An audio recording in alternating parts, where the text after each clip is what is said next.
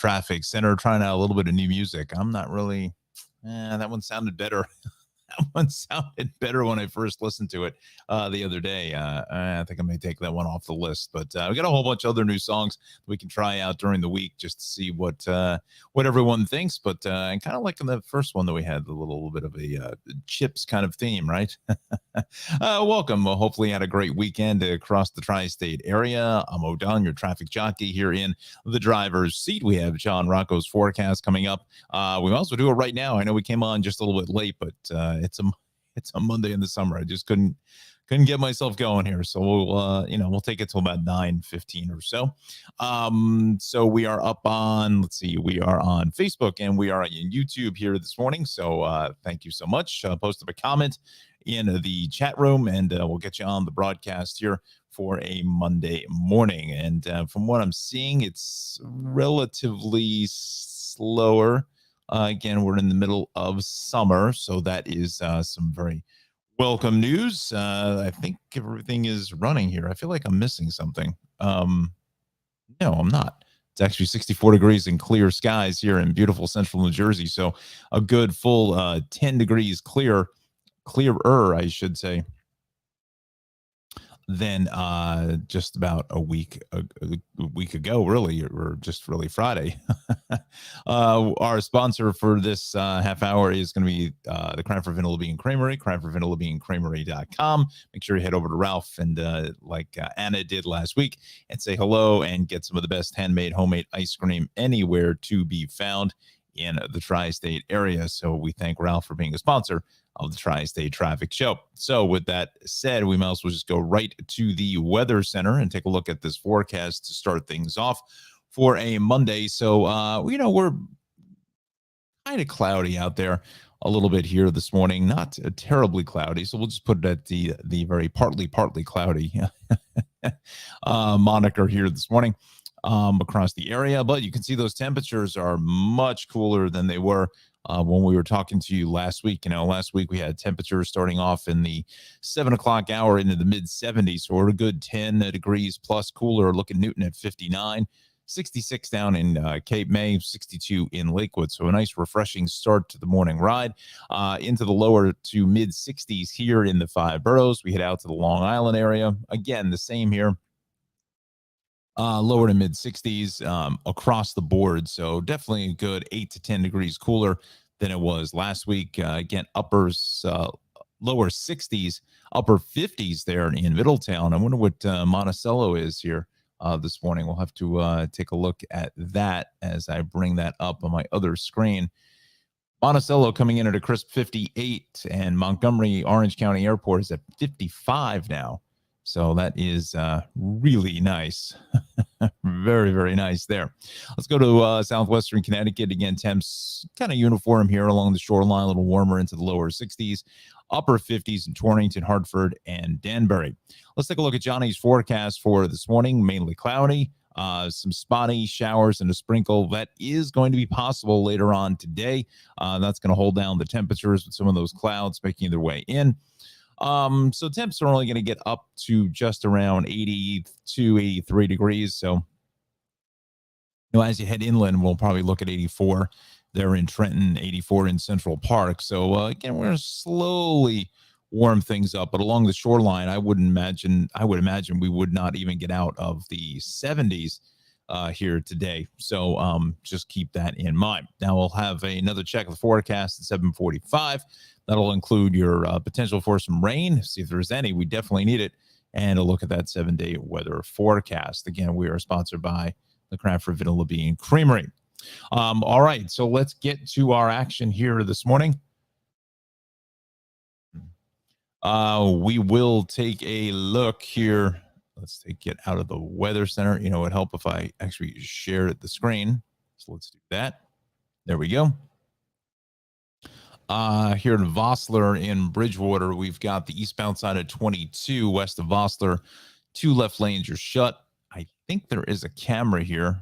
Let's get involved with that. Yeah, this is part of that, that whole, whoa, the accident. Let's So it's on the shoulder. Lapari Pools,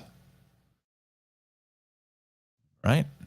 If I could just widen up the camera just a smidge. Just trying to see where this is. So it looks like only the far right lane is going to be in service.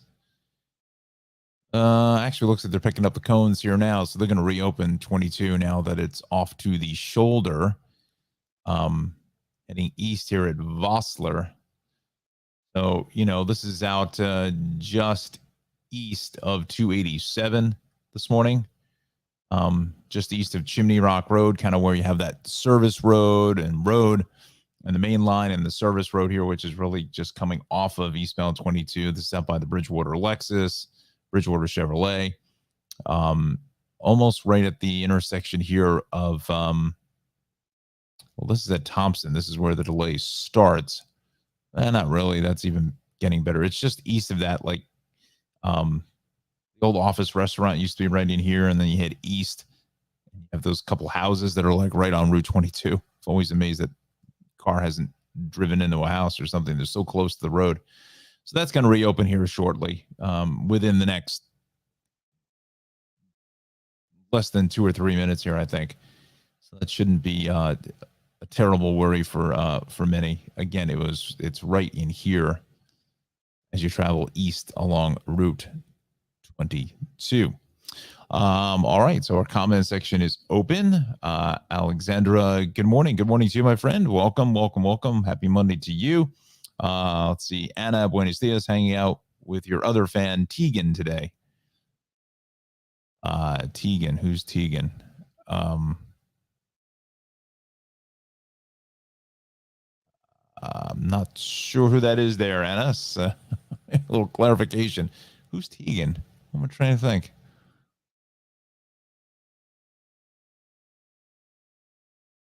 Maybe it's Justin on News 12 this morning. G-Man is out still for another week. He's on vacation. I think. Oh, one of my newer subscribers. Oh, excellent. Wonderful. Thank you. And there she is. Tegan, good morning. Tegan Elizabeth. Welcome. Thanks for subscribing and joining us here on the Tri-State Traffic Show. Thank you, Anna, for recommending one of our newest subscribers. Excellent. Throw up a little applause for Tegan. Yes, thank you. Wonderful. All right. So let's see here now. So again, it's fairly tranquil out here, friends. This week and next week are probably really two of the historically lowest volume days of the year. Thank you so much. Yes, thank you, Tegan, for joining us and subscribing. Wonderful. Usually this week and next week are going to be going into Labor Day, really the slowest weeks for traffic. And then, once schools start, then things really start to crank up. East along 80 here, a little heavy at Route 15. 287 is good. Parkway picking up a little bit of traffic here out in Bloomfield, but 208, Route 4, 17, Route 80 is good. 78, the Parkway, the Turnpike, all going to be in good shape. Everything through Middlesex County, 287, the Parkway, 440, the Turnpike, 130, Route 1, 206. Again, you can kind of get the theme of all of this, that it's moving at a fairly consistent pace. East along 78 now, getting word that there's potentially a crash there. That would be by exit 7, but I do not think that there's a camera there. We can try that. 78.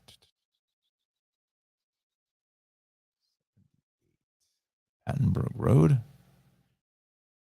No. Tunnel Road, that's fine. I think it's further west of that, and this is at 173. I don't think that's going to show us anything there because this is coming off of eastbound 22 onto 78. So we'll keep an eye on this to see if this gets a little dicier. We'll see what the deal is. Again, this is coming out to the way station. Really for the way station, not so much. Well, no, I think this is exit 7. 6, 5, 4, 3, 2, 1. So out by exit 6. We'll keep an eye on that to see if something materializes from that.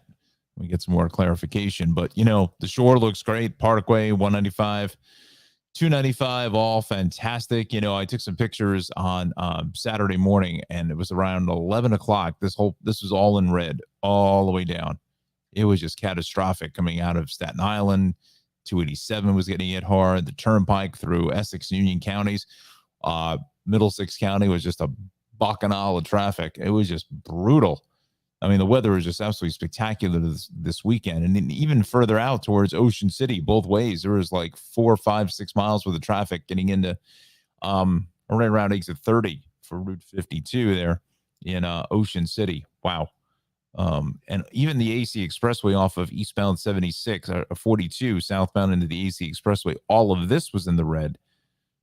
It was crazy. But now we have our just normal morning traffic along 55 into 42 is going to be a quite a slow ride here this morning.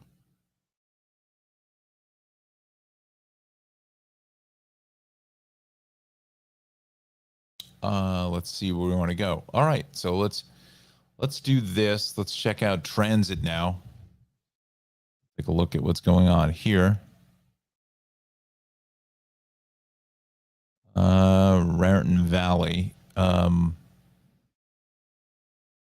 was in the parts of Raritan canceled because of mechanical issues. Please take train 5408. Okay. Checking with Path here at 727. Path has to offer here this morning. Come on. Let's go. Okay. 8 hours ago, so everything is clear there. All right, so we got 3 minutes before we switch the sponsor. So let's just go through the incident pages to see what's cooking here. New York City, everything is going to be good. Long Island, got a broken down vehicle on the LIE West out by Jericho Turnpike. Broken down vehicle east and Sunrise Highway at Hamptons Bay Road. That could be a little bit of a problemo. Let's see here.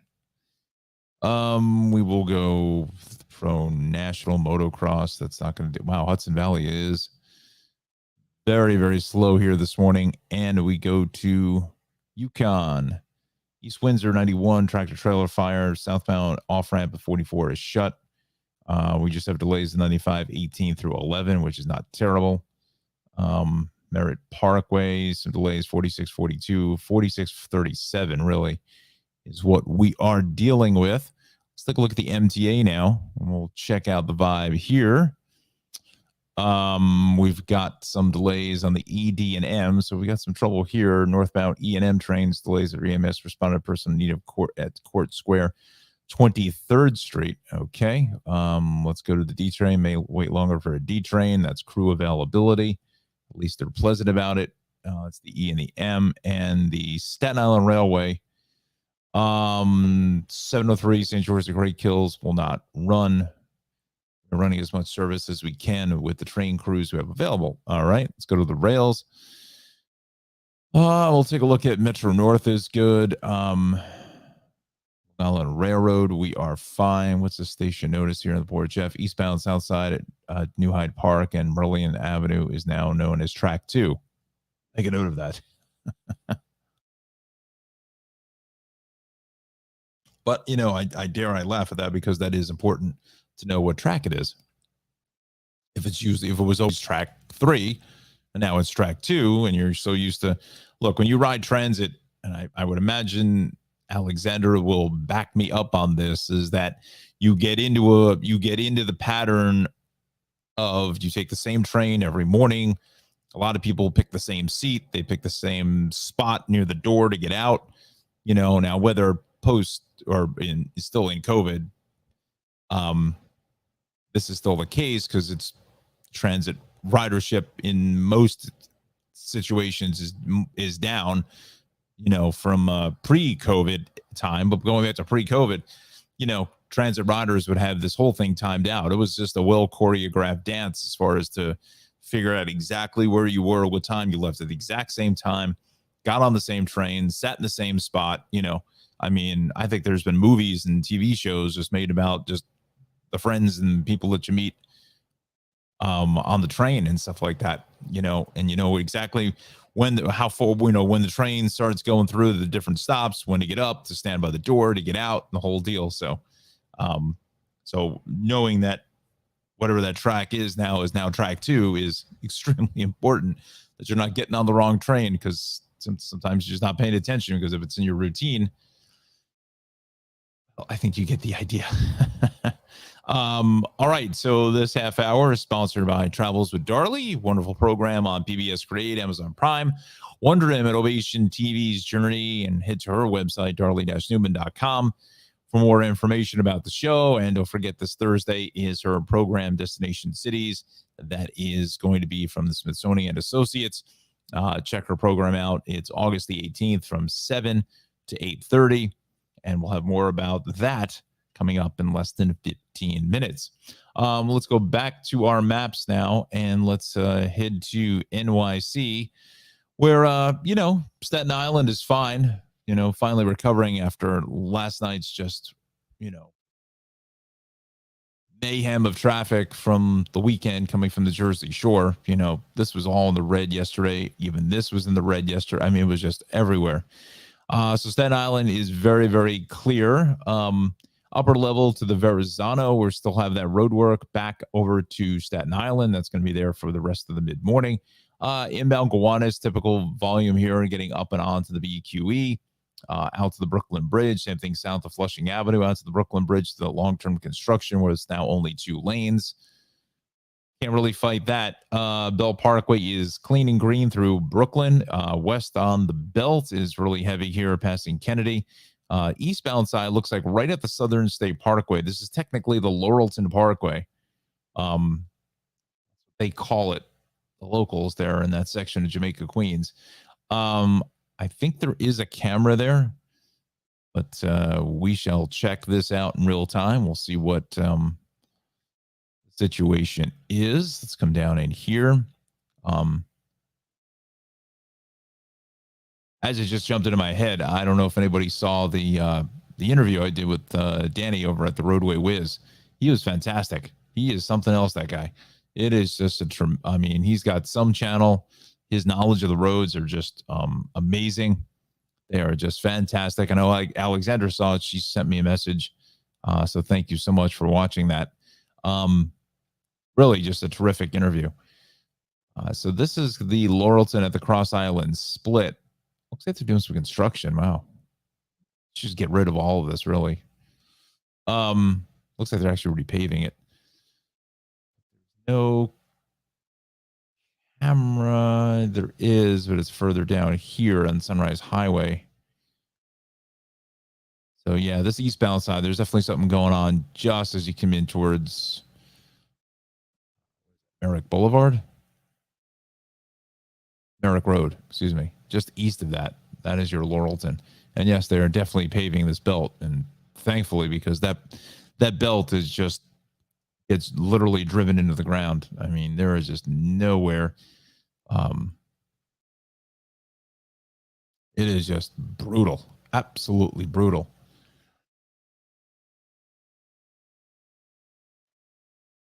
Hundreds of thousands of miles on my car going through there, or close to it.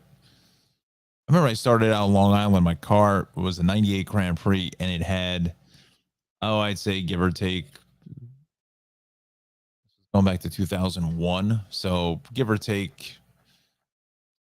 I only got it 3 years prior, 98. So I got it in February of 98. I started out on Long Island November of 2001. So about 3.5 years. And if it had 35,000 miles on it, was a lot. By the time I got done with it, by the time it finally, that was it. 339,000 miles. I put almost 300,000 miles in 12.5 years going out to Long Island. Whew, boy, there were some rough rides at times. Got hit on the Kosciuszko Bridge. Got hit out got hit on the Goethals Bridge twice. No air conditioning, I think, for the majority of the end of the run there. I was sitting with ice packs and all kinds of chaos. Wow. Anyway, I digress. So let's go to Queens. A little congestion here north on the Cross Island to the Grand Central. Both ways of the LIE coming in towards the Grand Central. That is busy. We know we've lost the connection to the keyboard. South along the BQE is heavy here at the Kosciuszko Bridge, Midtown Tunnel. Again, we're dealing with 10 minutes here. Same thing with the Eddie Koch. Williams Road Bridge a little heavy off onto Delancey Street out by Domino Park, Domino Sugar. Grand Central going west at City Field looks a little busy. LaGuardia north on the BQE is heavy at the Grand Central. Mets are doing very, very well. Yankees are not doing very well. Take a quick sports report there for in a couple of minutes. South on the east side here, FDR Drive is heavy at the RFK. West side, that is a little bit heavy off the George Washington Bridge. The Deegan going north on Willis Avenue is slow, and then both ways here through the long-term construction is going to be a heavy ride. South of the Bruckner is busy, so is the westbound Cross Bronx. What else is new there? This Hutch is really jammed getting into the Whitestone. Throgs Neck is heavy heading into Queens. Northern sections of the Bronx, A-okay here this morning. Really a nice ride. Let's go out to the island now. West on the LIE, and we had that broken down vehicle on the shoulder that was out by exit 40 into 39. It's really closer to 39. Let's see. Meadowbrook Wantagh is good. East on the southern. It's a little heavy here at the Wantagh and west getting in towards Bethpage State Parkway. LIE, that is good. LIE, a little congestion into Vets Highway. Again, it's fairly tranquil out to the east end, 2525A, Sunrise Highway. Hampton Bay, Southampton, heading east through Shinnecock Hills, Tuckahoe, Southampton, Watermill. It's just a mess. East Hampton, Amagansett, heading all the way out to Montauk here. This morning is fairly clear. Let's go over to Connecticut now. Just looking at Bridgeport, Fairfield, Trumbull. Everything is good. Merritt, Route 195. Merritt is a little busy here in Route 7, and then 95 will go about 16 down to 11, and then 8 through 6, but that is it. Merritt is clean and green, getting all the way to Westchester County. We're fine. I mean, there is just not much happening here this morning. Well, as I say that, looks like the BRP? Sprainbrook. North here. Take a look at that. Let's see if there's any cameras here this morning. Again, folks, we are on. Oh, close that. We are on Facebook and YouTube here. Join our moderators, Alexandra and Anna, in the comments section, and our newest member to the Road Warrior Club. Welcome in Teagan Elizabeth. So we thank her so much for joining us as well. Post up a comment. We'll put you on the air. Let us know where you're hailing in from. Set up maybe a little personalized traffic since it's fairly slow here this morning. Let's go right in this area. There's a bunch of cameras here. Now, question is whether any of them actually work. Oof. Like that shot. I don't know why. It's a great camera, but so that's north on the Bronx River Parkway. Another shot. If they ran video, that would be even better. Let's see here. Camera not available. What else is new? Spraying at the BRP. Show me the video. Please do it.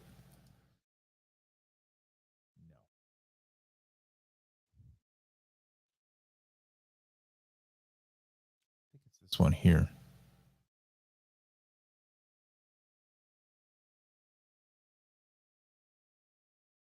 I guess not. That's not going to work either. All right, so we've struck out all across the board. But anyway, getting onto the spraying off the Cross County, heading north into Bronxville, it is slow because there is some sort of a collision process of being cleared. 287 is good. Rockland County, things are fine. Orange County, all in the good shape here. 17A, the thruway. Route 6 is fine. 84 is clear. The Newburgh Beacon Bridge, that is good. 84, Brewster, a little bit heavy here west on 84 into Brewster, but really that's about it. 684 heading down to Katona and Route 22. We are fine this morning. So, the overall snapshot here of what we've got going on. You know what? Let's go to the Hudson Rivers now. We'll check that out. Let's see here now. Yeah, under 15 minutes across the board. That's just normal. Maybe even George, the Lincoln and Holland will slowly even ease out, even a little bit better than that. 7:41 is our time, friends. So I've got 65 degrees, and my little Google Assistant thingy here is saying clear skies, but I did see a few clouds out there when I went to the window to check out our weather conditions. And our chief meteorologist in training, Mr. Jon Rocco, will be with us here momentarily. Like I said, I just wanted to just give you the update here on the Mets and the Yankees. Yankees are in a free fall here. This is getting ugly now. So thankfully they have a 10-game lead still over the Blue Jays, but now they're heading to Tampa Bay now for a 3-game set. Lost again yesterday in Boston. I think they've lost the last 9 out of 11 or so. So they're 72-43. But look at the Mets, 75-40. They watch the Mets again. I've told you this before. Watch the Mets. You are going to see them quietly go deep into the playoffs. No question about that.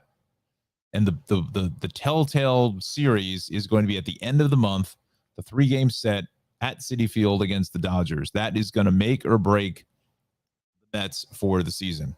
That's my opinion. They're holding a somewhat comfortable 5.5-game lead, but they're just getting the job done. They're just winning games. I mean, they're winning games, 1-0. The pitching is outstanding. They're just getting the job done. And that's a lot to do with Buck Showalter. This guy is one of the best managers in all of baseball. He's an old school guy, doesn't put up with any BS out of anything.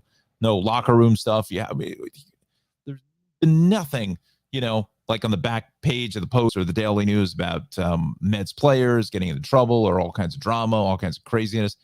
They're just doing the job. They're getting very, very, very, very well paid for. And they're just getting the job done. They're just winning. They're just getting the job done. End of discussion. It's all about winning when it comes to baseball, So, setting up this mid-August run into September is what, really makes or breaks teams. It's a very long season, so it's a grind. No question about that. Let me just take a quick look at the Dodgers to see where they're at. 79-34, and they're just still humming along here. Wow. It's just the Dodgers are just, oof. Like I said, that is going to be the series to watch, and I hope they put that on national TV on Fox. That's 3-game set between the Mets. Hopefully the Mets get some love instead of always the Yankees. I'm a Yankees fan, and I'm not saying I'm not a Mets fan. I mean, I'll root for them, sure, but I mean, my allegiance really goes with the Yankees. But this seems like the Yankees are on Fox every single Saturday night. It's like, can you put somebody else on at times? We put the Mets on if you want. I mean, but that Dodgers Mets series is going to be absolutely key. And as I talk about it, we'll going to put ourselves in a stall mode here for 45 seconds. But before they get to that, they actually have to play this evening. The Braves, 1, 2, 3, 4 games in Atlanta. So that's going to be another telltale sign. Then they go back and play the Phillies for 4, which is great because the Phillies, tough team, but the Phillies aren't what the Phillies used to be. I mean, they're like 20 games under 500, so those are games they should win. Then they do the Subway Series here, and then Colorado comes into play, and there it is, right there, August the 30th, 31st, and September 1st. That's going to be a Tuesday, Wednesday, Thursday affair. I doubt that will be a national game of any type. Hopefully, Channel 11 will decide to carry one of these games instead of, reruns of Roswell, New Mexico. As I digress again into a minor rant. Channel 11 used to be the place back in the day as kids. That was the place that you saw just about all the Yankee games. The Mets were on Channel 9. Yankees were on Channel 11. And, it was great. Pay for all this baseball and stuff. I mean, I don't know. But I hope that Channel 11 will maybe carry at least one of these games because this is a very, very important series. All right. So with that said, that's my baseball rant for today. Let's go to the Weather Center. And this is from our chief meteorologist in training, Mr. Jon Rocco from the esteemed University of Rutgers in Piscataway, New Jersey. Johnny's just about ready to head back to classes here, probably in the next, I would think the next week or so. Johnny's going to take some R&R starting the 28th, the week of the 28th. So we'll just be using the National Weather Service for that week as John gets some well-needed rest before school starts. And then hopefully sometime in September, we'll have the Weather Watchers Club are bringing us the weather here on the Tri-State Traffic Show. I cannot wait for that. It's going to be a lot of fun.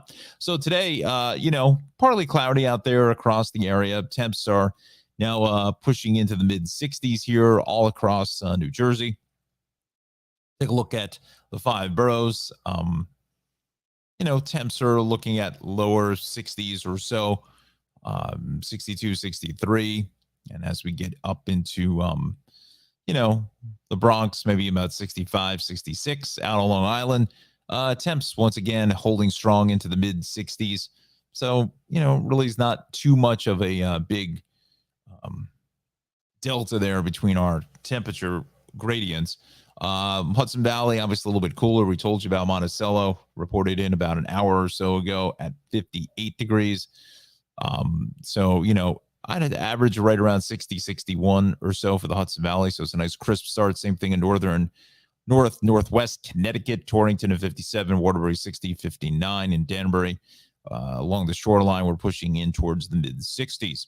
So here's today's forecast. Mainly cloudy. There could potentially be a spot shower or sprinkle at some point during the day.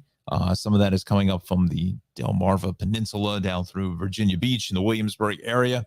Which are scheduled to get some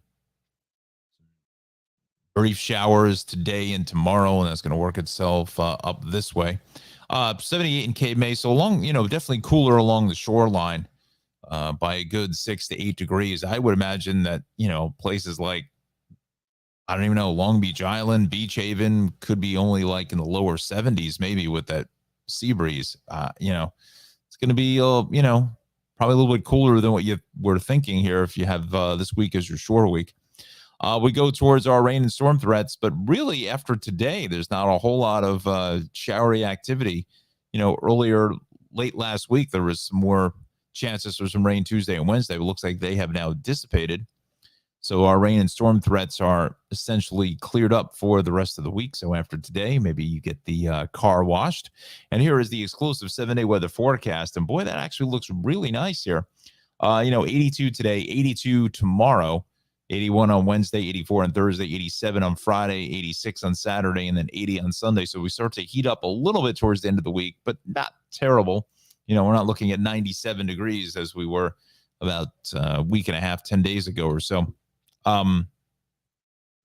So a fairly nice stretch. You can, you definitely can starting to see the slow cool down here of the kind of median average temperatures for the daytime. So, I have to see if John can maybe put in a graphic of some type about the reporting for the month of July being, I believe it was the hottest on record. Average temperatures. But maybe we'll reach out to Johnny and see if there's something he may be able to enlighten us about. Johnny's like Mr. Wizard, the old late great Don Herbert in the Mr. Wizard center of the show. Used to be on Nickelodeon. Used to watch that show all the time. That's when Nickelodeon actually, showed something that kids can actually get something out of instead of some of these dopey cartoons or whatever the hell they're playing on Nickelodeon these days. But anyway, I digress. Let's talk about our sponsor, Travels with Darley. We thank Darley so much for being a sponsor of the Tri-State Traffic Show. She has one of the best travel programs anywhere to be found on television. Actually, I just noticed in the guide that it looks like her program, I should say, is now running on New Jersey PBS. That is really channel 50 or 58 over the air, maybe channel 23 in some locations. I think it's at 3:30 in the afternoon. And it's Monday through Friday now, so looks like Darlie may have gotten a new time slot there. And I believe starting this afternoon is going to be the episode 1, season 1. So you can catch Darlie right from the beginning. Her wonderful program. Again, what really sets her shows apart from all the rest of them is that it's really the local angle from this. It really is just, finds a local tour guide, local resident to take her around, shows you the best places to eat, kind of off the beaten path there, kind of a deal. Little hole in the wall, kind of a little joint, little watering hole kind of a thing, nice little gin mill or something. And, not the touristy things, and just really gets the local flavor of whatever city that she is in. So again, Travels with Darlie, PBS Create, Amazon Prime, also now on New Jersey PBS, which is great to see. Wonder Innovation TV's Journey is the place you can catch her show. Trying to see where Dar is now. She is still in, I believe she's still in Canada. It's possible she may have come back. No, I think she's still there. She was posting up stuff yesterday with a couple of different pictures of iced coffee with maple syrup. Ooh. Wow, that's gotta be pretty stiff. You know what? Let's do this for those who are maybe unfamiliar with Darlie's program, and possibly Tegan, our newest subscriber, may not be familiar with her show. Let's run a little clip, and this is going to be the teaser trailer from season 2. Enjoy. When you travel with the locals, you never know what you'll discover or get into. The mountain's 27,000 acres. Whoa, how do you find the sheep? Particular favorite with chili and garlic. Ooh. You just know you're in for a good time and memories to last a lifetime.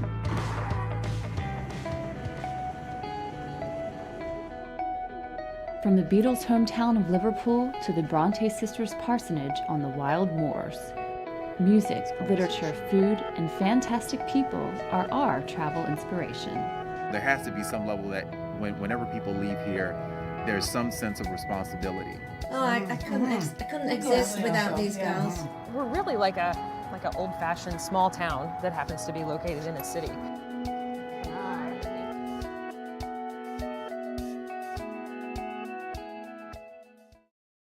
That's just a small sample of Travels with Darlie. Again, head to her website, darlie-newman.com, for more information. And we're going to switch back to the screens here now, because I just want to tell you about this wonderful program she has upcoming, and that is on Thursday. Destination Cities, SmithsonianAssociates.org is the place to go.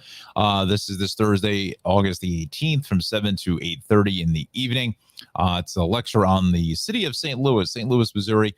If you're interested in heading out there for a vacation to explore, she will tell you about some of the great places to go to, great places to eat, stay, drink.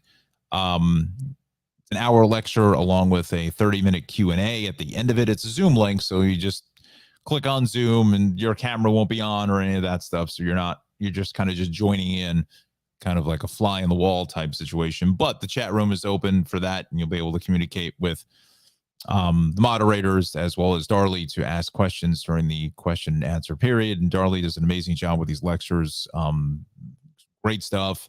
Has some wonderful slides. Also throws in some video as well, and sometimes has some surprise guests. So go to SmithsonianAssociates.org for Destination City St. Louis. That's this Thursday, 7 to 8:30, and Watch Darley give you all the greatest information about the city of St. Louis. All right, so 7:55 now is our time, 67 degrees and clear. Let's go to our friends at the National Weather Service, see if we can get a fresh update on something. I guess not. Wait just a few more moments. Let's go back to New Jersey. I want to see if they've populated anything on 78. No, I guess nothing came through. Whatever that was there. It was out around exit 6. Nothing there. And this, let's go to the camera here before we do another game reset. Again,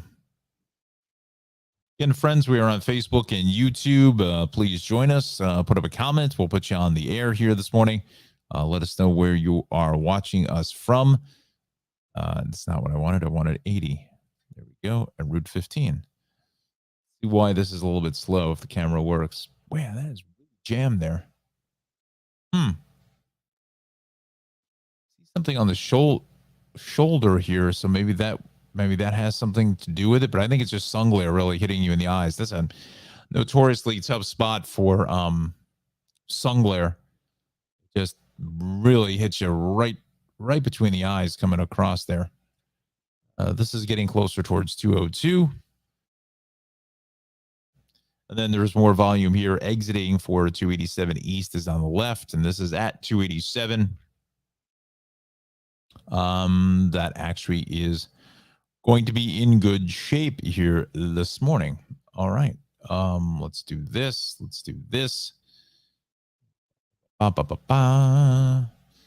280 is a little busy across the Stickle Drawbridge here. Parkway is heavy out of East Orange and Bloomfield. What else is new there? Turnpike, Eastern, Western spurs are moving along very, very nicely. Everything through Union County, the Parkway, 7822 is clear. Parkway across the Driscoll, things were fine. 36, that is good. It really is just fairly slow here this morning.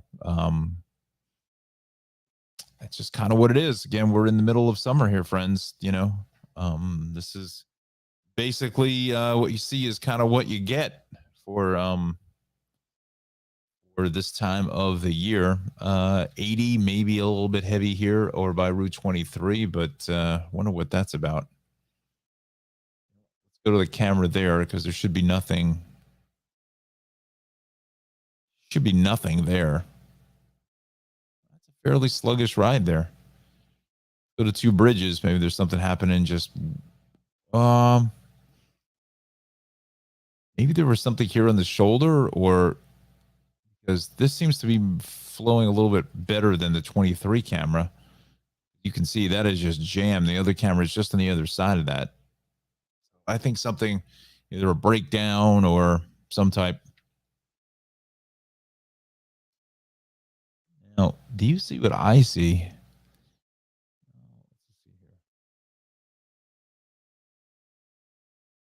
Okay.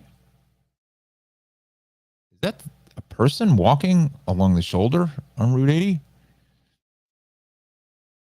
They ran out of gas or something?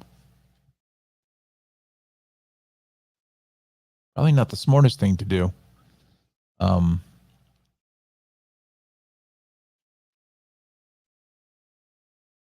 Walk along the shoulder there. I mean, I guess it's just thankful because it is slow. I mean, you tell me in the comments here. I mean, do you think that? I think that to me, it looks like there's somebody walking, but the camera is just so.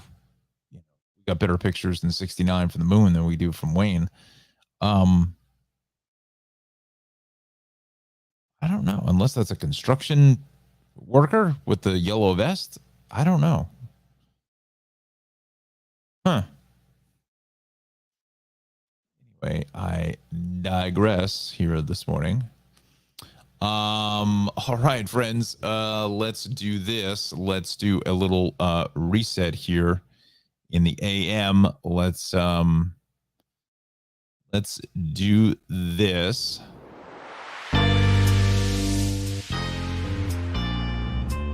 I think I like this music a little bit better than that last piece of music. I don't know what I was thinking with that one. That one kind of just doesn't do it for me, really. So 8 o'clock is the time. Welcome. Good morning, everybody. Welcome to the Tri-State Traffic Show down here. End of the traffic, area traffic jockey up and running now here for a Monday morning. We're going until 9 a.m. here on the East Coast of the great United States of America. Coming to you live and in person here from the New Jersey, New York, the Connecticut areas. We are live on YouTube and Facebook. Join Anna and Alexander, our moderators, in the chat room. Put a comment and let us know where you're hailing, coming in from, and hailing us here, whether you're watching us on YouTube or Facebook. And we a big warm welcome to T and Elizabeth, our newest subscribers. So thank you so much for subscribing here on the Tri-State Traffic Show. And again, we're trying to go for 200 subscribers and 200 shows. We're at episode 71 already. Can you believe it? It's now episode 71. It's just amazing how fast these episodes are coming, you know. Hopefully everyone got to see the interview there with Danny from the Roadway Wiz. Just fantastic guy. We're going to bring him on. I think we have at least another 2 to 3 more episodes we can shoot with him. I almost think we need to do a full hour on each region, which we kind of almost did with New Jersey and parts of the city. But I think the next one we're going to go back and revisit the city again with the bridges and tunnels and all the wonderful stuff that New York City roadway-wise has to offer everybody. So I think that's maybe the angle we'll take it, just we're not kind of, you know, down for time and trying to rush through things, whatever. I want to get the most out of it. But Danny is one of the one and only people that know what the smallest state highway in New Jersey is, and he knew exactly the route number, and he knew where it was too. That's saying something. There's only a few people that I know that really know what that is. All right, friends. So this half hour, we are sponsored by the Cranford Vanilla Bean Creamery. CranfordVanillaBeanCreamery.com is the best place in the land to get the best ice cream. Anywhere to be found, as Anna and her wonderful daughter found out last week. The cotton candy was tops in their books. So definitely head out to 22 North Avenue West in beautiful historic Cranford, New Jersey, and check out Ralph's shop, the Cranford Vanilla Bean Creamery. CranfordVanillaBeanCreamery.com is the website for more information. All right. So again, we're up on Facebook and YouTube. Just a couple programming notes for us for this week. Wednesday, we are only going to be going as it stands now till about 8:15 or so, 8:30 at the latest. I have a meeting to get to by 9:30, so I've got to, you know, change and whatever and get out the door to make it for 9:30. As of yet, we'll see. Not sure yet, but I will let you know. Hopefully by tomorrow, I'll have more info on that. And then Thursday, you know, as much as I hate to cancel a show, I have a feeling just the way the schedule is. Again, I have some freelance work that I'm doing for a client coming up Thursday morning. So I have to be on site at 8 a.m. And it's at least a half an hour ride from where I am. So, we'll see. We'll see if anything, we'll come on the air a little earlier at 6:15 or so, 6:30. But I don't know. I may have to. I'm not sure. We'll see. I'll let you know, everyone, tomorrow. But the potential is fairly high that Thursday there will not be a show. So just be aware that I'm okay. I'm all right. Everybody and Johnny are okay here in the Tri-State Traffic Show, traffic and weather centers. But there's a good possibility that Thursday there will not be a broadcast. But if there's a way I could broadcast from the car on my way, that may be of interest. But I don't want to be run off of social media saying, "Oh, you're doing a broadcast while you're actually driving." But if I turn the camera the opposite way, may be able to do something. I have to see with the program that I have how I incorporate my camera. Anyway, logistically, I'll figure that out. But and also, I don't know how to put the camera where I'd mount the camera. I don't have a mount. But anyway, I digress. I've ranted on here for 4 minutes. So let's get back to our action here this morning. And the action really has been some delays here with Route 80 as we head west here at Route 23 is a little bit heavy. I think there was an earlier problem there. Anna says, maybe the squirrel can guest host on Thursday. There we go. Yes. Maybe that's what I need is a guest host like Johnny Carson used to do. Used to have Jay Leno as the guest host. Used to have Joan Rivers. Used to have, McLean Stevenson as his guest host. I'm trying to think who else that guest host for Johnny. Oh, my goodness. I think Rickles was also a guest host as well. Let me just see if I can find that guest host.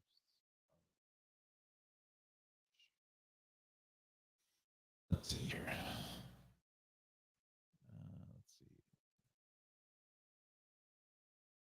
All right. So I remember one of them was David Brenner.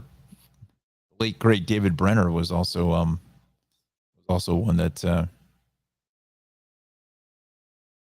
let me see if I can find it here. I just want to verify it. Not that Wikipedia is the most accurate of information. For the most part, it is, I believe. Let's just see if I can guest hosts. Okay. All right, so let's see here now. Let me populate this into the broadcast. So let's see if we can make this a little bit. That's a good idea, Anna. I like the idea. Anna, you want to host the show for an hour? I'll send you the link. You can take over the program.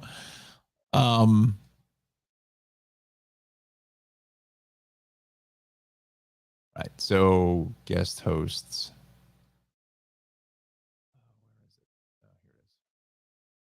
Okay. So it said here, let's see. Night show starring Johnny Carson had guest hosts for entire weeks during Carson's vacation. Other nights he had off. Many guest hosts were already large names in their own right, among them Frank Sinatra, Burt Reynolds, Don Rickles, as I said, Woody Allen. Wow, that one I didn't know, 66 to 71. Following a list of the guest hosts at least 50 times during the first 21 years of the show's run. Joey Bishop, 177 times. Wow. That's a lot. Remember who his quote unquote second man was for the Joey Bishop program, his sidekick. Joan Rivers, 93 times. That's right. Yeah. There's David Brenner, McLean Stevenson, as I mentioned. Jerry Lewis. I didn't remember that one. And Letterman actually hosted. Wow. Look at that. Newhart. I do remember that. John Davidson. I wonder if John Davidson's still alive.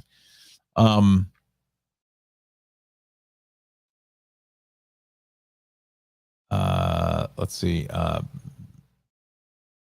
Sammy Davis. Wow. Interesting.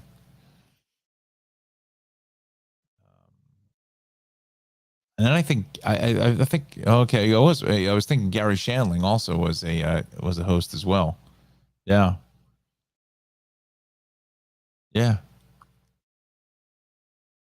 Gary Shandling was a genius. But McLean Stevenson, right? Well, let's click on John Davidson. Is he still with us? He is. Yeah, look at that. He'll be 81 this year. Wow, that guy seemed like he was in everything. Bob Newhart's still alive too. How old is Bob? He'll be 93 in about 3 weeks. Wow, yeah. Anyway, taking a real exit ramp. Way off the exit ramp now. All right, so Monticello now is at 62. Montgomery is at 61. All right, let's go back to what we're supposed to be here for, is traffic. Not talking old TV shows, but Anna did bring up a good point about the guest host. I wish I had somebody to guest host for the program. I just don't want to leave everybody kind of out there without your traffic information, right? I should have thought of it earlier. Maybe if Bernie was around, he would have been a great choice.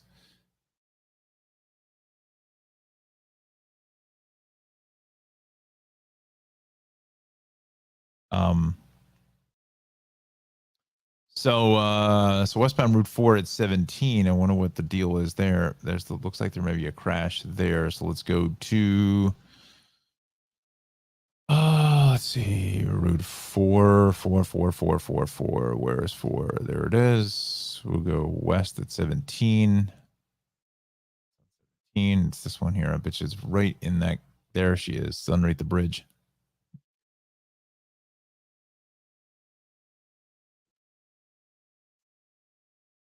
Back to Hackey. So let's see if it populated westbound Route 4 right before Route 17. And again, here is the shoulder. That's where we were showing you there on the shoulder where that guy that was walking was the individual who was walking along the shoulder there. Second.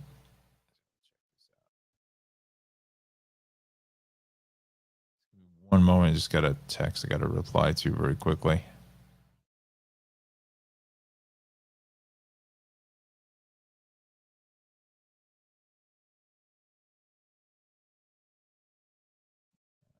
Just about this meeting later this morning.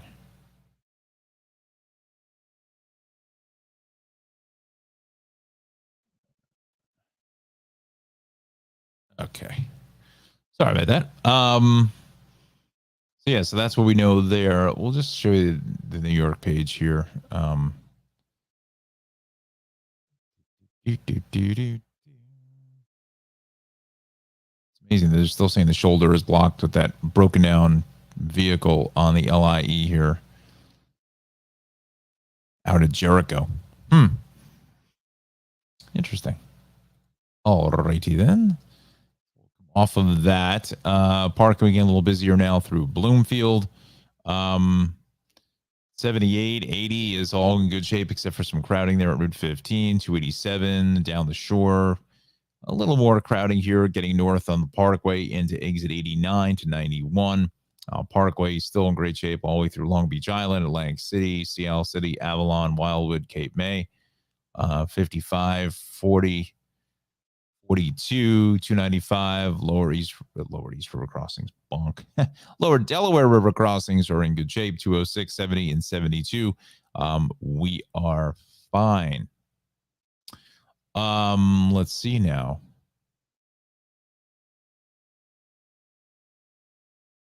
Let's go back to the city. I still love Anna's idea of the guest host. I should have thought of that. But this kind of all materialized just like late last week. As far as this freelance work. But Belt Parkway is a lot of traffic there coming off. I'm wondering what happened there.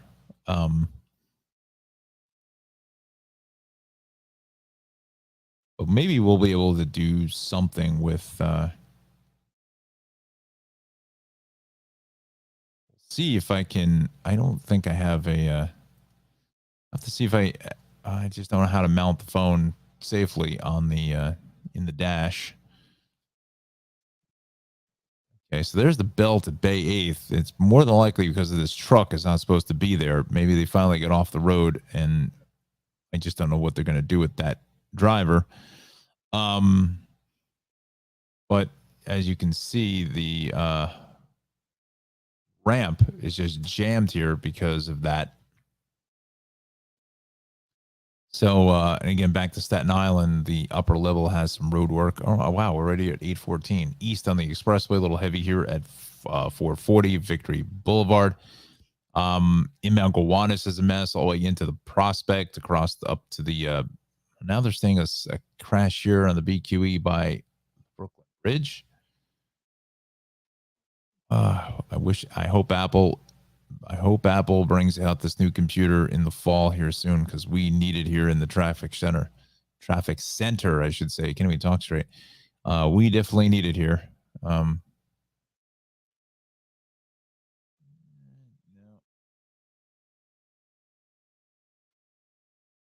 It's further up here. thing there. Boy, that road is in bad shape. Oh boy, that is just in rough shape. Um,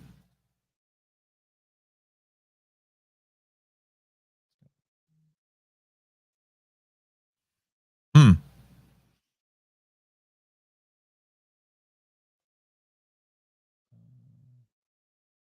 No, it's the same one we looked at there. Old Fulton.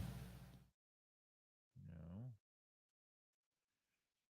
Well, I don't know, friends. I don't see anything as far as any kind of breakdown. Oh yeah. There's something here on this little shoulder where those 3 lanes go down to 2. Again, remember in the past, there's used to be a lane, so maybe this is helping out matters a little bit, slightly. But yeah, all right. So there's definitely something, and that's right. It's literally right in here. Yep. Wow, 8:16 is our time, friends. Let's go here out to this Laurelton Parkway situation. Looks like that is still being worked on this morning. You know what? Let's go. I know we're late to the weather center. We'll get to that in a moment. I just want to see if there is a better camera here.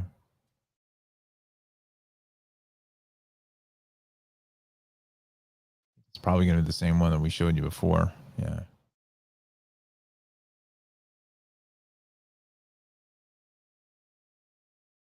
Maybe they spun this one around? No.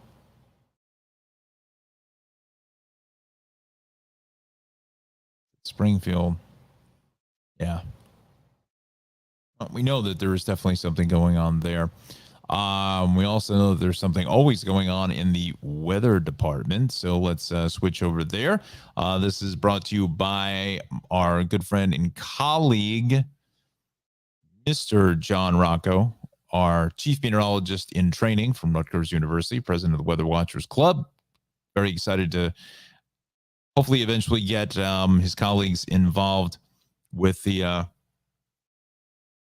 Weather Watchers program, which is going to be fantastic. So today we're looking at some partly cloudy skies across the entire area. Temps here into New Jersey pushing closer towards the upper 60s this morning. So again, you're looking over to the right. That will be for the 8 a.m. hour here at 8:18. I've got 70 in central Jersey now. So starting to warm up a little bit as the sun is doing its thing. 68 to 70 degrees here through the 5 boroughs. Same thing out to Long Island. Temps are into the upper 60s to right around 70 degrees. We'll continue over to the Hudson Valley now, looking at temps into the middle 60s, obviously about 6-7 degrees cooler there. For our friends up in Middletown, Poughkeepsie, and Patterson. Same thing with southwestern Connecticut, into the mid to upper 60s across the board, maybe up in Torrington. Could push numbers there up to about 60, 61 or so. Here's a look of your forecast here this morning. Partly cloudy, or mainly cloudy, really, for the rest of the day. Spotty shower, sprinkle is certainly possible. Temps are into the lower to mid 80s. Definitely cooler along the shoreline, 78 in Cape May, 80 in Islip. Also going to be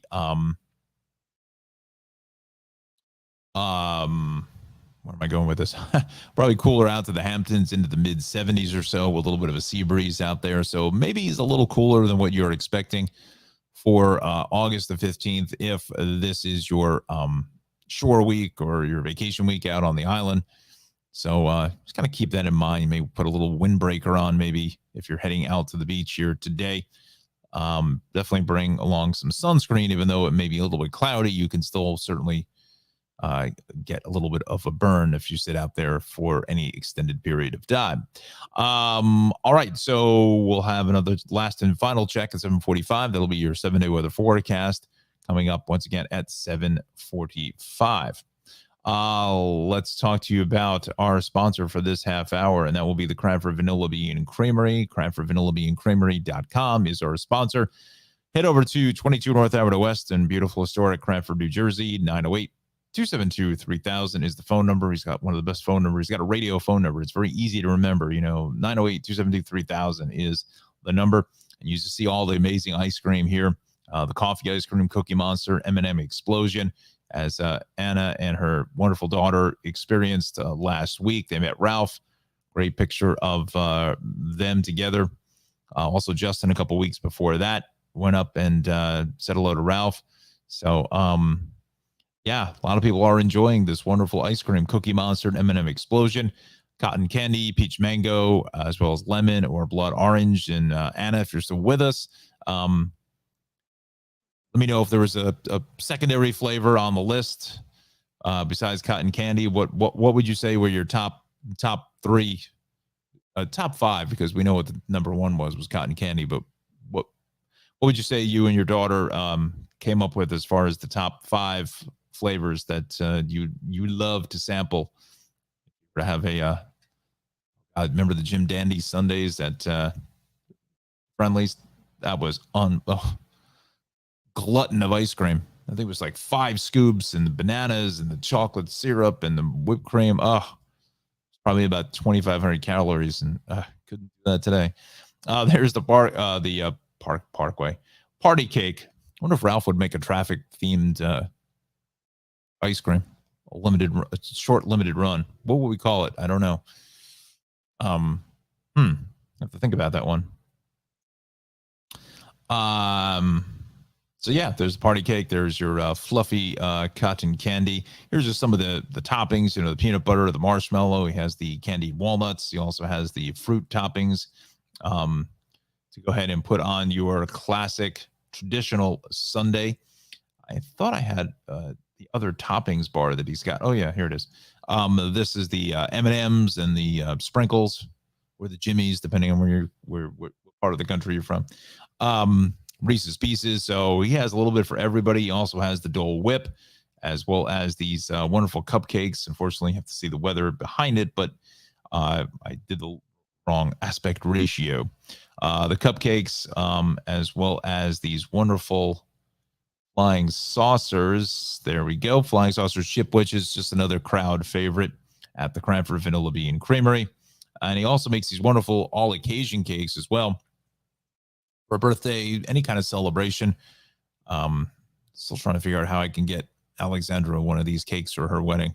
Just a small little token of our appreciation here from the traffic center to the venue. We'll see what we can do. Small one feeds about 4 to 8 people. Large cake serves, that the one on the right is probably a good 10 to 12 people or so. And then he has that monster sheet cake he can make for 40 people. I have to ask Ralph if he's had any orders for that this summer. And if he has any incoming. If he has any incoming, maybe you could take a couple of pictures for us so we could put them on the show. I'd love to see what that looks like. It has to be absolutely amazing. And again, what else is amazing is everything here in the Cranford Vanilla Bean Creamery. As I mentioned, he has the Dole pineapple whip, the raspberry whip. He has some sugar-free options. He has frozen yogurt. He has the sorbets, which are dairy-free, lemon, blood orange, and also peach and mango. So a little bit of everything for everybody here at the Cranford Vanilla Bean Creamery. CranfordVanillaBeanCreamery.com. Follow him there. Also follow him on social media on Instagram and Facebook. I'll let you know about what I would imagine is probably some of the fall flavors getting ready to make their debut into the starting lineup, probably within the next couple of weeks or so. So you may be starting to see some pumpkin ice cream arriving sometime in September. Very, very, very, very shortly. So we thank Ralph for being a sponsor of the Tri-State Traffic Show. All right, so let's go back into our action here this morning. Let's go back here. We'll close out of this. We go back to the maps. I think that crash is now gone, so that is now easing up just a little bit. We'll go to the Southern State Parkway. Just some general traffic both ways here at 135. LIE West here at exit 39 is busy, but the Northern picking up more volume west into the Wantagh, 106, 107, 135, Deer Park Avenue, LIE, and 25. We are clear. Same thing with Sunrise Highway. West on the LIE is heavy here at Vets Highway. Is off to a good start for the most part here. It's a little bit sluggish at times, but not terrible. Hampton Bays, Southampton, Watermill, Bridgehampton into East Hampton. Everything is going to be looking good. Let's go over to Southwestern Connecticut now. Zero in on that. Um, 95 is heavy here. 16 down through 11, and then 8 on over to 6. And then the Parkway is busy here as you come in towards Route 7 down to about exit 35 or so, give or take. Go to lower Westchester now. West on the cross county is heavy, getting onto the northbound Sprain because of this crash. And let's go to the Hudson Valley incident page there. See if what they've reported. Bunch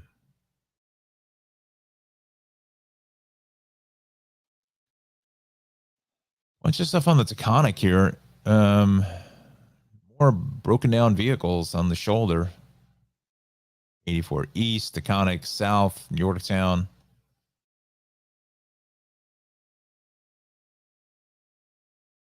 Also probably north, south of the Springbrook Parkway. It.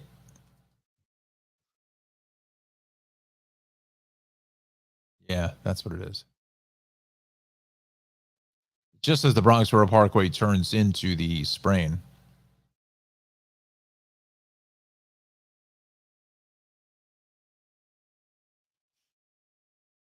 Now, where that designation actually flips is right. I'm assuming it's right here.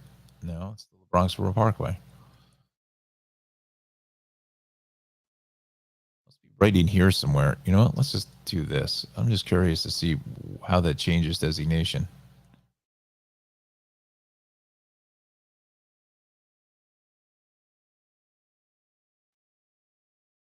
Parkway. Yeah.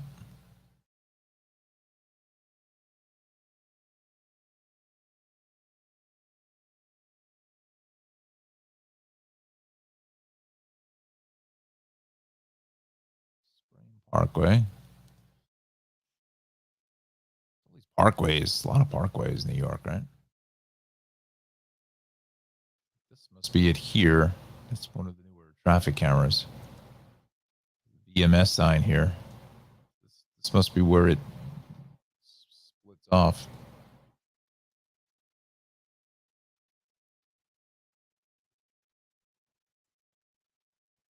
That's where the Bronxboro Parkway and the Sprain split. I see. I see.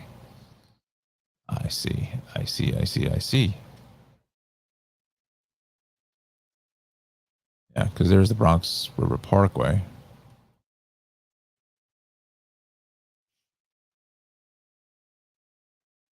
Right. All right. So let's go back to the cameras. Maybe since they have it on the incident list, maybe it's possible that they've actually one of said cameras here.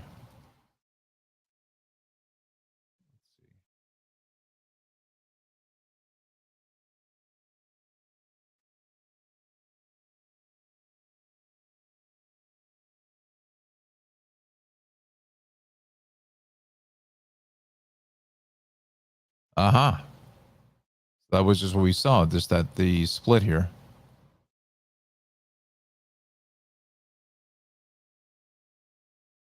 That's also under construction. DeWitt Avenue. DeWitt Avenue. Joyce DeWitt. Janet Wood. Actually, you know, sometimes I do those little jumbles in the newspaper from David L. Hoyt. And last week's was, you know, what actress actually tried out for the part of Janet Wood in Three's Company. Let that sit out there for a little bit. Let's see if anybody knows. All right, so we're here at 8:30 now. This half hour is sponsored by Travels with Darley, darley-newman.com. Head to her website for more information about the wonderful program called Travels with Darley. We thank her so much for being a sponsor of the Tri-State Traffic Show. All right, friends, we are up and running here, and we are going to be going until about 9 o'clock or so on YouTube as well as onto Facebook. Wonderful Facebook. So join us along with Alexandra, Anna, and Tegan Elizabeth, who are in our chat room here this morning. We'll finish up the Hudson Valley because everything looks good along 287, the Thruway, Route 6, 17. The Beacon Bridge is good. 9W, 4 is fine. West along 84 is a little bit busy going in towards 684, and 684 is a good ride down through Golden's Bridge, Katona, Bedford Hills, Mount Kisco into Purchase here this morning. Let's go back towards New Jersey because I thought I saw a little bit of red, stuff here along 21, getting up into 20. 17 getting into Rochelle Park is a fairly solid ride. West along 24, we're picking up more volume here out through the Short Hills area. Let's run down our Hudsons here this morning, and we'll jump over to transit.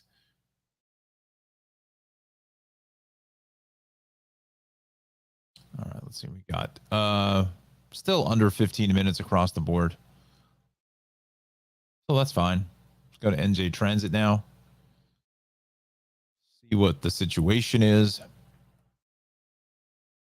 Morrison Essex, the 823 arrival into Summit is up to 15 minutes late. In Bernardsville is up to 20 minutes late there. Okay. Go to Path. Let's just check out the situation here, see if anything is arising. Trouble. Newark World Trade again. Newark to World Trade. You're experiencing a signal issue at Harrison, so looking to resolve that. Okay. That is there. Let's go to the MTA transit page. Let's see here. D-Train, there are some delays. D-Train Williams, right? Way longer for D-Train. Crew availability again. And we know we lost the keyboard. Metro North is fine. All right, so station notice. The tracks at Belrose have been renumbered. Track 1 is now 2. 2 is now 4. Confusing, as I mentioned earlier. Most folks get into a rhythm. 5:39 train Montauk to Long Island City at 8:44, 15 to 20 minutes late through Babylon. Station notice, eastbound at New Hyde Park, Merlane Avenue is now known as track 2.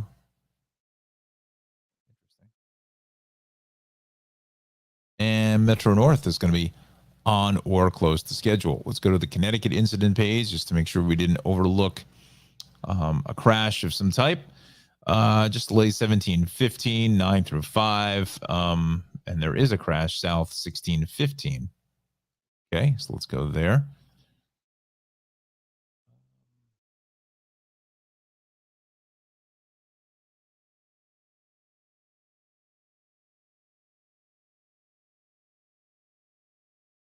That's at 18. Okay. Let's see. There it is, right there. Heading south.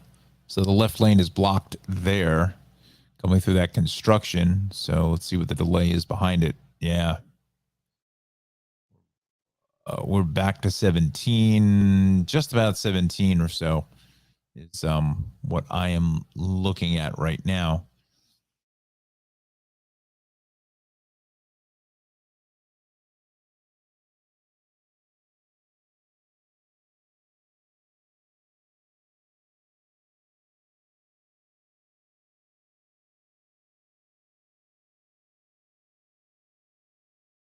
All right, so maybe another 5 minutes or so needed.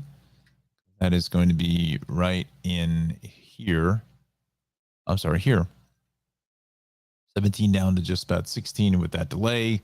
This will probably ease out sooner.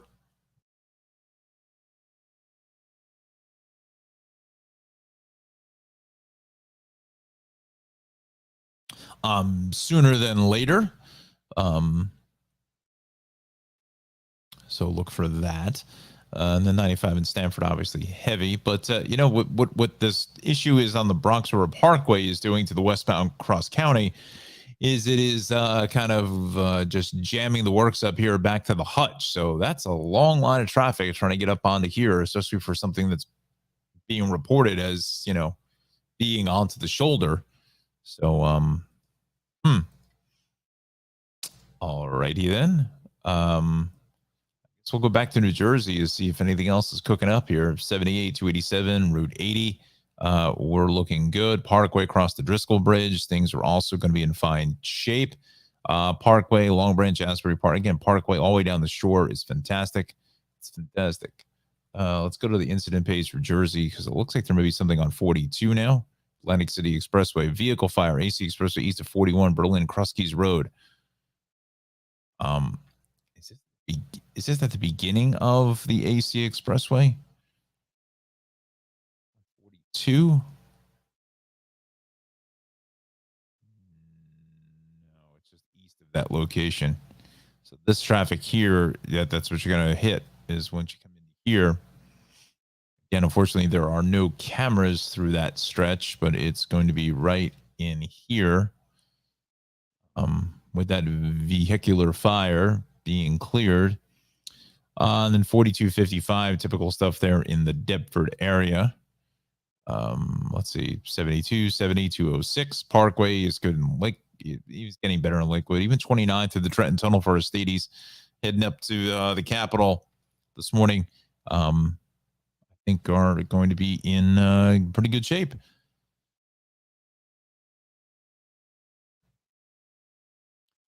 So 8:36 is our time. Again, we're live here on a Monday morning, August the 15th on Facebook and YouTube. Join us in the comment section. Please post up a comment. Tell us where you're watching us from. Just to say hello. We'll put you on the show. I think maybe, again, we're going to go towards 9 o'clock. So we got another about 23 minutes or so left in the big broadcast. So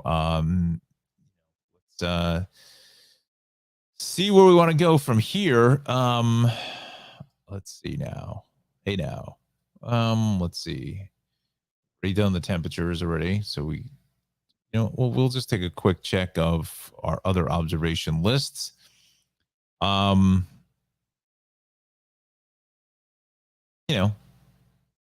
Somerville at 64. That's a crisp start. 72 LaGuardia, Kennedy. So, we're a good 8 degrees cooler than certainly what we were a week ago.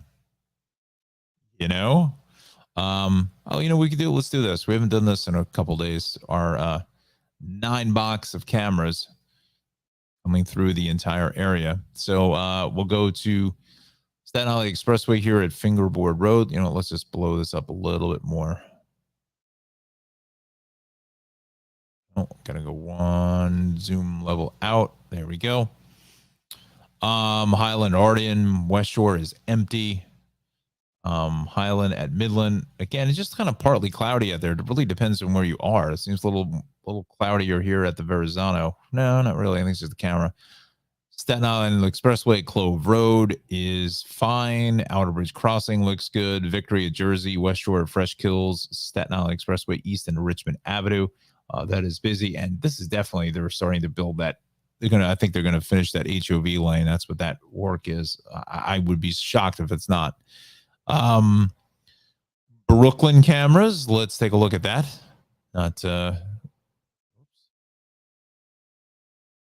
Brooklyn Quartermain. Anybody else a General Hospital fan? Anna, Alexander, do you watch General Hospital? Because I'm a little upset because on Friday's episode, ABC Network cut in with a special report for the last half hour of the show, and I can't get it online because I don't have cable, so I just have an over-the-air antenna. So they don't let me have access to watch the last half hour, so I don't know what happened. I don't know whether Oz Haggerty was awakened from his medically induced coma to acquit Trina Robinson before the jury comes back with the verdict on pins and needles to see whether Oz Haggerty was woken up by Portia Robinson. So, kind of normal stuff here. This is the Bell to Bay 8th. But it's not normal because that is going to be going eastbound on the Bell to Bay 8th. That center lane is blocked with a it's either an accident or a broken down vehicle, one of the two. I think there's a flatbed truck in front of him. So that may be just about ready to be clear, but that's the reason why we are in this situation here. You know, before I thought it was the truck, but let's see. Right in here. So that's the situation we're in this morning. Built here at Flatbush is good. BQE at Hamilton Ave into the from the Gowanus is busy. What else is new? South on the BQE here at Adams Street. The Brooklyn Bridge is heavy. Inbound Brooklyn, the BQE, I should say, at 2nd Street is heavy. Out by Atlantic Avenue is also busy as well. This is over by the Williamsburg Bridge in Metropolitan. There's the inbound Gowanus this morning. Seeing a comment. It's a wholly a GH comment. I don't watch General Hospital. That's what Alexandra says. Okay. All right. Young and the Restless, maybe. I don't know. There's not many left. Look, I was a big all My Children fan back in the day. Used to watch that all the time through college and everything else. I kind of grew up with that just a bit, and it's, you know, very funny. One of my best friends on the planet, her mom was actually the executive producer of the program, and she still has the All My Children, the book that, you know, showed all the pictures, the scrapbook or the photo album, whatever you want to call it. Still has the original one they used on the show. I said, if you're ever looking to part with that or whatever, please let me make a bid on that. I'd love to have that as a fantastic piece of memorabilia right there. Let's see. Yes to Young and Restless. Okay. I'd never watched that before. I don't know. I've always been an ABC soap guy. And again, it was only really, I think, during the pandemic, really, is where I started watching General Hospital. It's only been, I don't know, 8 months or so since the end of last year is really where I started watching it. And because there's a bunch of actors that were on All My Children, like Michael E. Knight and John Patrick Stewart, who plays Valentine Cassadine. He was what was his character in All My Children? Will Cortland, I think. He was the son of Opal and Palmer Cortland. And Michael E. Knight was Tad Martin on All My Children. But now he plays Martin Gray, Southern attorney in Port Charles in Western New York. It's amazing. The show is set in Western New York, but nobody has that Western New York Buffalo kind of accent. Interesting.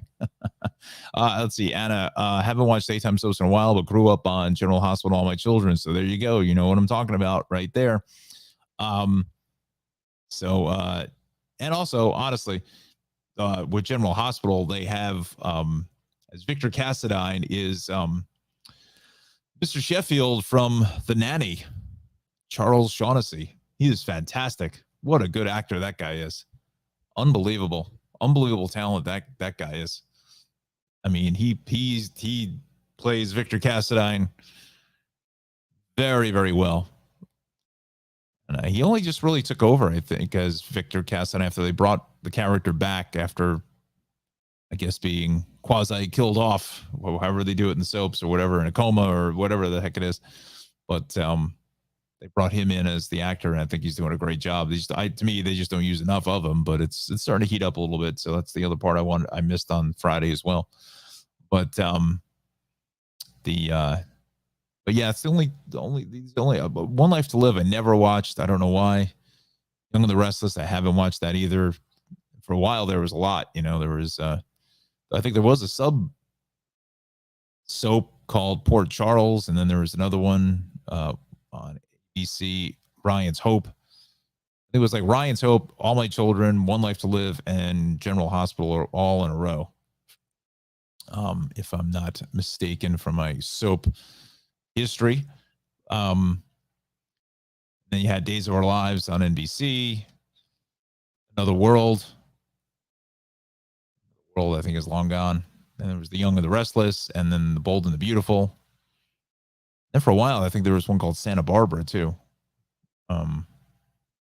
Those are only half hour. Bold and the Beautiful is only a half hour. Young and the Restless is a full hour. And obviously, it's Young and the Restless was the theme song. Nadia's Theme is the name of the song. Forgot who did that. It was a famous composer. I don't want to say Henry Mancini, but it's someone of that ilk, whether it's Bill Conti or something like that. But I think that was actually a top 40 hit, dare I say it. But Alexander, actually, as I was reading through my TV Weekly magazine, and or the soaps.com thing seems to now all of a sudden show up on my phone every 10 seconds, is Natalie Morales from the Today Show, formerly of the Today Show, will be having some sort of a recurring role as a journalist or something on Young and the Restless, and I think her debut is on Wednesday, so I may tape that. I like Natalie Morales, just to see how that goes. And I think she said it's definitely a recurring role. It's not like once and then you're not going to see her for 3 weeks. She's got a little arc.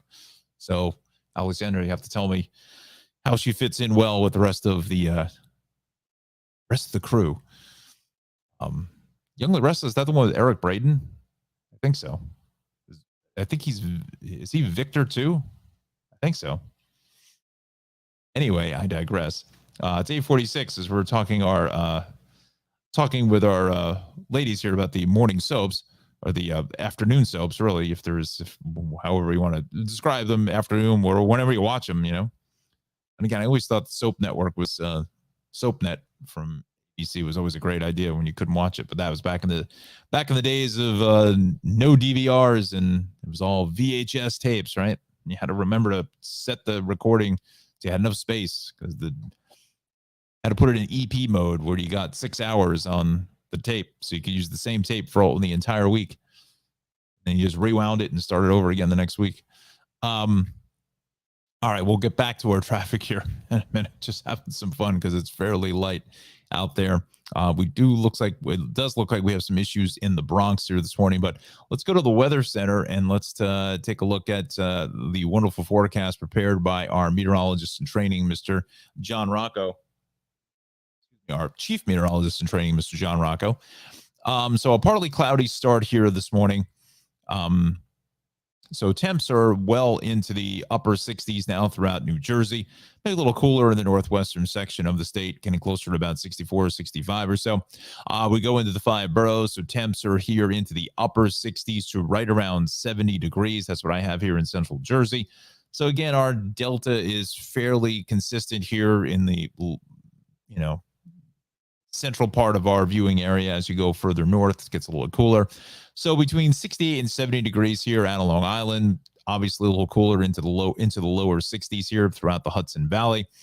As we continue over to southwestern Connecticut, again up towards Torrington, pushing numbers about 62 or so, 68 New Haven, 68 in Bridgeport. So here's John's forecast for today. Mainly cloudy, a spotty shower is possible, and sprinkle is certainly not out of the realm of possibility here today. So keep an eye to the sky. I don't think it's going to be anything very, very, a deluge of any type, but just a little bit of a spotty shower may pop up. So maybe just a small umbrella, just keep it handy. Temps here into the lower to mid 80s. So we're going to slowly warm up. I think it just depends on how much cloud cover we have. Obviously, the more cloud cover, the lower the temperature. So, potentially some of that cloud cover may break in Trenton and Cherry Hill, pushing numbers up to 83, 84, but along the shoreline, Cape May, the Wildwoods, Avalon, Atlantic City, Long Beach Island, Point Pleasant, Sandy Hook, Long Beach out on Long Island, the Hamptons. I wouldn't think you're going to even get out of the 70s here today. So, a little bit cooler than maybe what you're expecting. A little windbreaker out there onto the beach. Let's take a look at the rain and storm threats for today. Spotty, sprinkle, and shower for today, but the rest of the week seems to be relatively dry. And we go to the 7-day weather forecast here. You can see 82 for today, 82 for tomorrow, 81 for Wednesday, 84 on Thursday, 87 on Friday, and 86 on Saturday. So we're warming up fairly nicely on Friday and Saturday.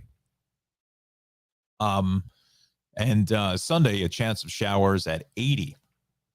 So, we need the rain. Gosh, the courtyard here where I live, it's just like there's just nothing left of the grass. Um, just wild. I mean, it's crazy how dry it is, and I don't know if that's going to set up for a walloping of snow or that's just going to keep things mild. Only time will tell, right? Uh, and time will tell that it is now 8:50 and 71 degrees here in clear skies in central New Jersey. And time will tell that we will see Johnny Rocco tomorrow morning at 7 a.m. We thank our chief meteorologist in training from Rutgers, president of the Weather Watchers Club over at Rutgers, for the forecast here today. I'm going to go to the comments, Alexander and Anna, right after I do the sponsor for Darley. I want to make sure we get her involved here. There she is. So this half hour is sponsored by Travels with Darley, darley-newman.com. Wonderful program on Amazon Prime, PBS Create, and JPBS, as well as Wonder Innovation TV's Journey. So please head to her website for the most information about this wonderful program that Darley's been doing for now 10 years. She's out filming her 10th season around the globe, giving you the best places to travel, eat, drink, adventure, travel. It always has some sort of an adventure, either a bike ride or a hike of some type. One of the shows she was doing rock climbing on the side of some hotel in Las Vegas, or it was Vegas or Reno, one of the two, in Nevada somewhere. But yeah, so, just really gets that local flavor of every destination that she goes to.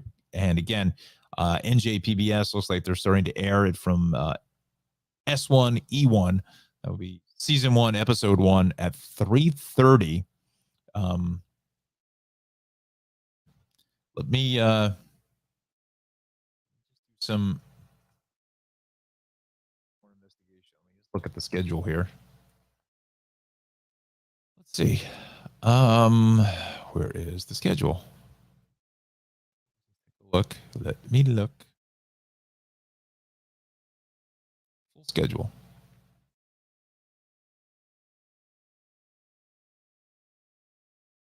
Yes, 3:30. 3:30.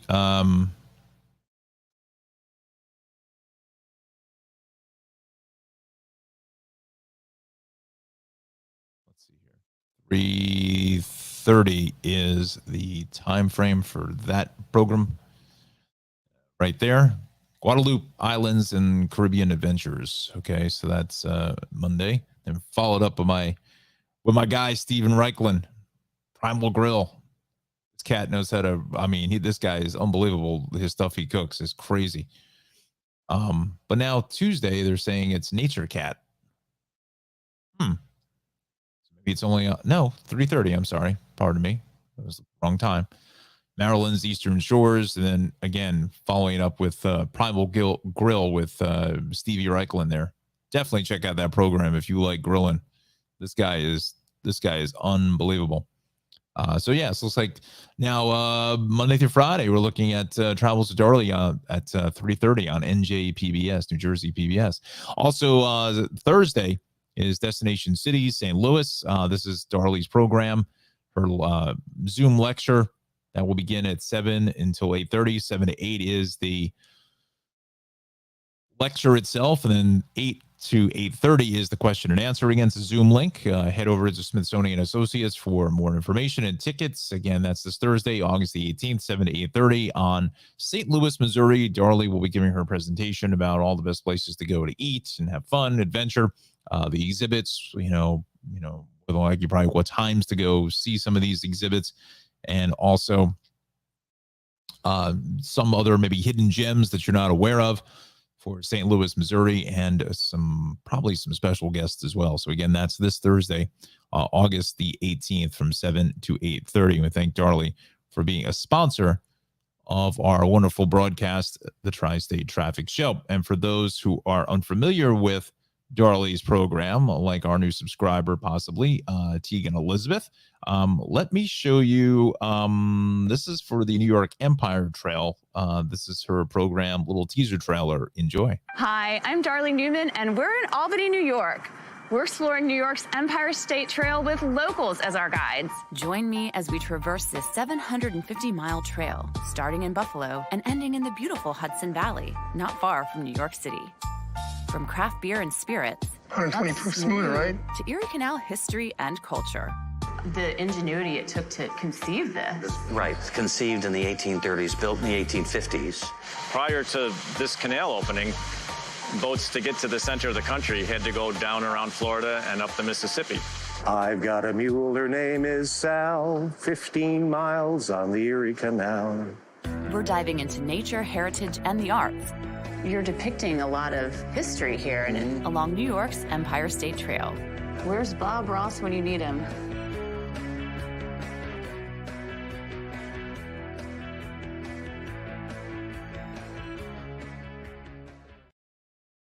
So again, that's a little sample of Travels with Darlie.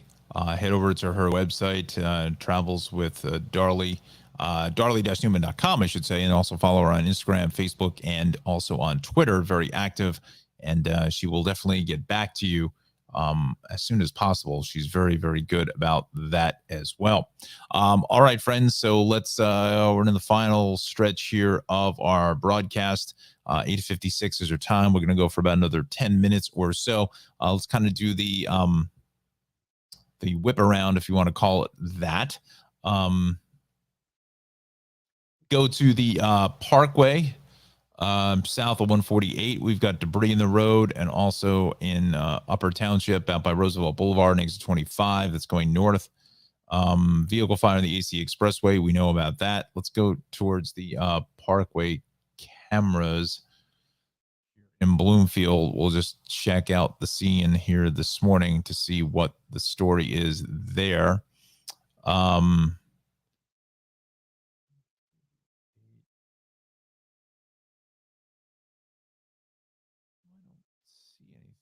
But that's not to say that it just wasn't cleared.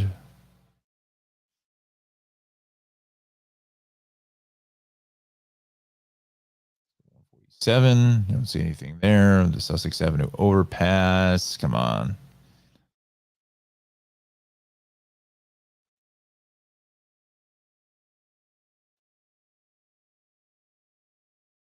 Okay, so that camera is not in operational. Let's go to the maps here this morning. Yeah, it's kind of just normal stuff, really, except for this Belt Parkway situation where there is this broken down vehicle, and I think that the DOT has it on their list, but we'll take a look. No, nothing. Interesting. Well, let's just prove that. Let's just take a look. We know what we saw with the cameras there.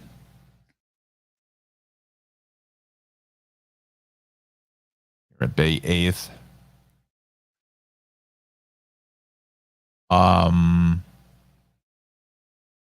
Yeah, that's gone. That is out of the way. Okay, so this should ease up coming off the Verrazano here in about the next 5-10 minutes or so. Gowanus and the BQE is heavy. What else is new? Both ways of the Van Wyck at Hillside Avenue is a parking lot. Midtown Tunnel is about 20-25 minutes. Ed Koch is about 10. East Side still heavy here at the FDR, at the RFK, I should say. Grand Central is fine. Even the Grand Central through Queens heading east is a little bit busy. Getting out to Long Island, same thing on the LIE, out through the Clearview. North on the Cross Island is busy, still up to the Grand Central. Southbound on the Cross Island, avoid that. Stay with the Clearview. If you're coming off the Throgs Neck, please do that. The bridges are fine. West on the Cross Bronx, a little bit heavy here at the Bronxboro Parkway. And then east, you saw it in our 9-box shot. That's a little bit heavy here. Let's go up to the Bronx just in case something else is happening. Let's see here.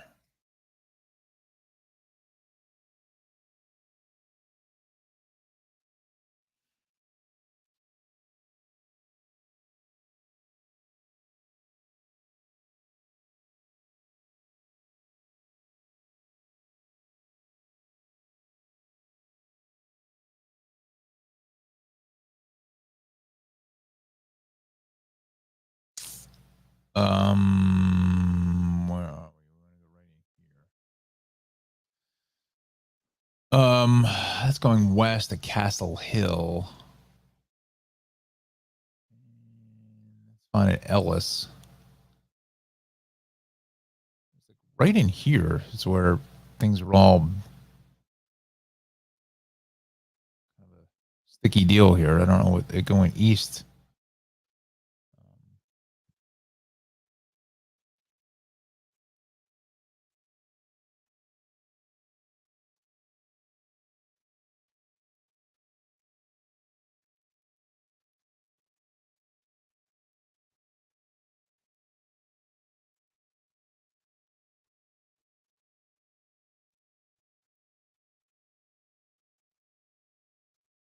So it's eased out. So there was definitely something going on here just a little while ago. No question about that. There absolutely was something happening there.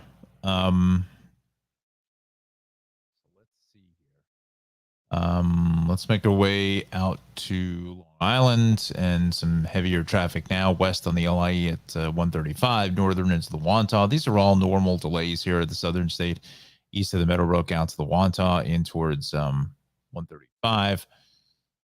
Again, Sunrise Highway, the LIE is going to be moving well, but there is some trouble here, it looks like, on the side coast. Sunken Meadow, pardon me. Got to get my parkways correct. Let's go to the cameras. I don't know if there's any cameras on the Sunken Meadow.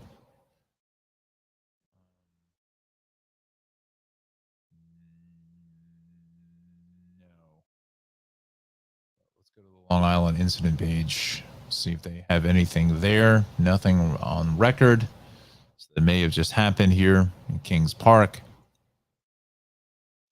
Everything out in eastern Suffolk County is good until you get to the Hampton, Southampton, Watermill, Bridgehampton. East Hampton is going to be a sluggish ride. Let's go to southwestern Connecticut. We're fine until you get in towards exit 15 here. We're still dealing with this crash. Really?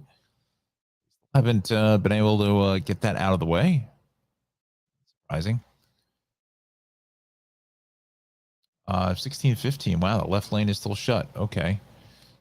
So from 18 down to 16 is busy, but in Stamford, 8 through 6 is a little bit heavy. In Darien, we're fine. Bridgeport heading south. That's a little heavy on the 8 and 25, but the Merritt has cleaned it up very, very nicely. Also, it looks to be that our crash on the Bronx River Parkway is now gone. Here, north on the Hutch is heavy into North Street. And then again, out towards Saxon Woods. 287. The Hudson Valley is clear on Way 202, Route 6. Everything is in good shape. 84, Beacon Bridge, Fishkill, 84. Brewster going west at 684 is a little bit heavy. And then 22 and 684, we are fine. Let's do our last and final check here because I think we're going to wrap it up this morning. Transit, NJ Transit's on or close. Path trains, let's check in there. Resuming normal service, so that's good out to World Trade. That's some welcome news.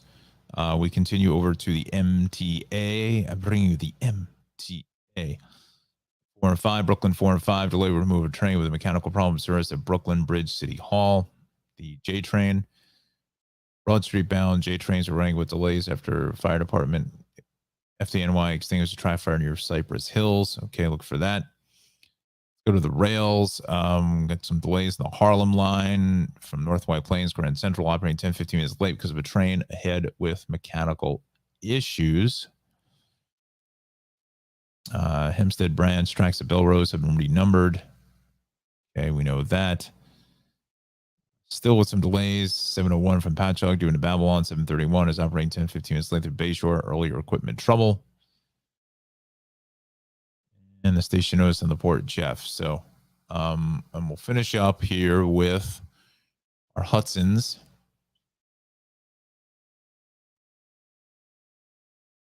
Again, under 15 minutes across the board. Fantastic, friends. All righty then.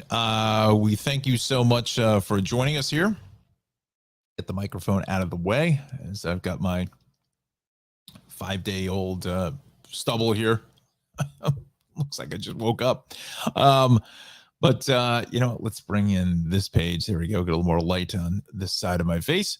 So anyway, we thank you so much for joining us here on the Tri-State Traffic Show. I want to thank Travels with Darley and Ralph over at the Cranford Vanilla Bean Creamery for sponsoring the Tri-State Traffic Show. I want to thank everybody who is in our chat room, and a big warm welcome to Tegan Elizabeth, our newest subscriber to the channel. We thank her so much for joining us here on a Monday morning. And again, let's do the shameless self-promotion, right? As we kind of have to do here in this social media world. I just got to find it, just come down here. Tri-State Traffic Show. Let's bring that in here momentarily as it populates. So we go there. There we go. We've got 106 subscribers. Okay, very good. Here's the episode I did with my interview with Dan from Roadway Wiz. So if you get an opportunity, please go check that out. And these are some of the other videos that are up. These are all of our live broadcasts. Just trying to see what trying to see what the Chevy Blazer show did. 3,000 views. All right, so we're up to 3,000 views on that. That's awesome.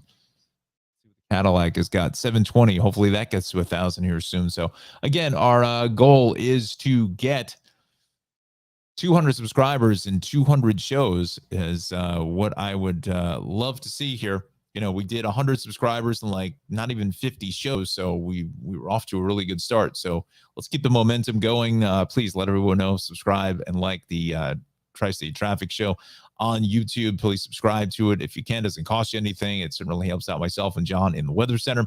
Also, like and subscribe to the Facebook page. That will be Tri-State Traffic Show on Facebook. And you can follow me on Twitter as well at Odon Traffic.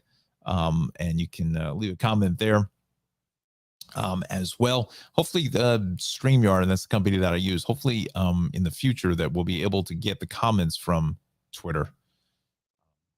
See more interaction with Twitter, but sometimes Twitter is almost like a news feed, so it's possible a lot of folks don't really just stick around watching the show for extended period of time like they do on YouTube or on Facebook, but we shall see. All right, now I want to thank Alexandra and Anna, as always, for moderating our chat room here this morning, and we will see both of you tomorrow morning. So make it a magnificent Monday, everybody. And get out and enjoy this weather. Maybe bring along that light umbrella, as Johnny had said. And no, we didn't have an earthquake, but I just happened to hit the desk. Oops. Anyway, so all right. So gotta get off me now. All right. Have a magnificent Monday. We'll see you tomorrow, everybody.